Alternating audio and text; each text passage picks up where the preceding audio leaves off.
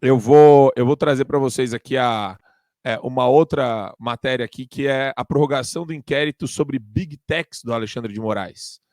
A decisão atendeu ao pedido da vice-procuradora-geral da República, Ana Borges, número 2 da PGR.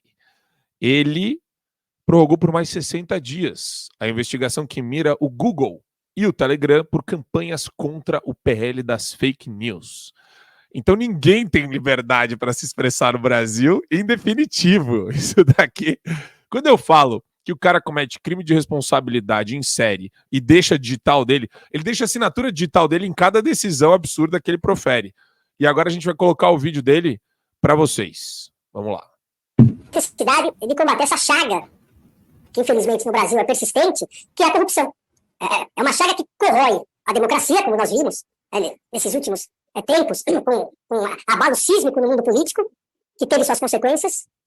É importante dizer isso, porque esse vácuo deixado teve as consequências do retorno de uma extrema-direita com ódio no Brasil. Quem enxerga essa sequência está falhando.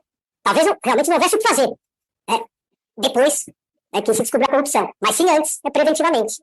Então nós temos que aprender com nossos erros institucionais e nos perguntar por que chegamos a esse ponto. Por que chegamos a um ponto em que a corrupção, na verdade, perdeu a vergonha na cara, naquele momento do mundo político.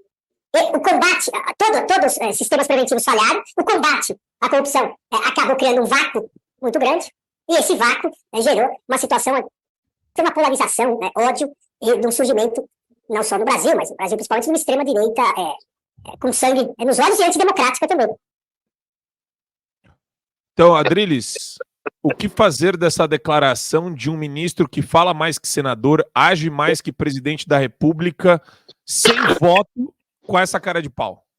Não, eu faço questão de fazer uma análise semiótica desse discurso, ainda que pareça ser desconexo, dessa tentativa absurda de justificar o próprio abuso de autoridade e a própria culpa. O que ele está dizendo? Que a corrupção chegou no momento no Brasil que foi absolutamente abissal. A corrupção chegou a ser abissal pelo governo do PT, que fez o Mensalão e o Petrolão, que foram os dois escândalos que roubaram R$1 trilhão do bolso do contribuinte. Aí ele entra numa justificativa surreal da sua perseguição, porque ele diz que a extrema-direita surgiu desse vácuo de corrupção que englobava todos os partidos. Primeiro, engloba todos os partidos, mas foi capitaneada pelo PT e pelo senhor Luiz Inácio Lula da Silva, que chegou a ser preso como comandante desse processo de corrupção, né? O que ele esquece de dizer é que ele, Alexandre de Moraes, e os demais 10 ministros do STF soltaram Lula para se contrapor a Bolsonaro, que ele acha que é resultado dessa extrema-direita antidemocrática, que de antidemocrática não tem porcaria nenhuma.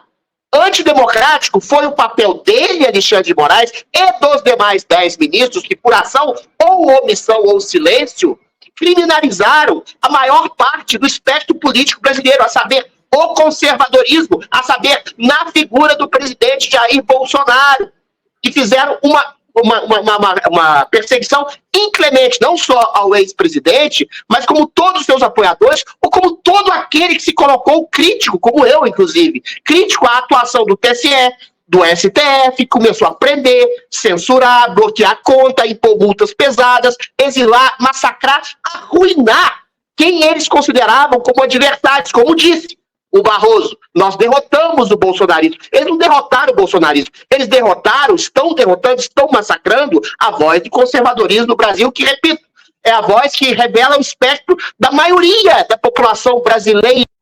Ou seja, essa extrema-direita fictícia, aonde tem extrema-direita? O que é extrema-direita? É direita, sei lá, nazista, é fascista? Isso não existe no Brasil. Aonde? Me dá um exemplo concreto de um discurso de extrema-direita, não sei lá, algumas exceções caricatas.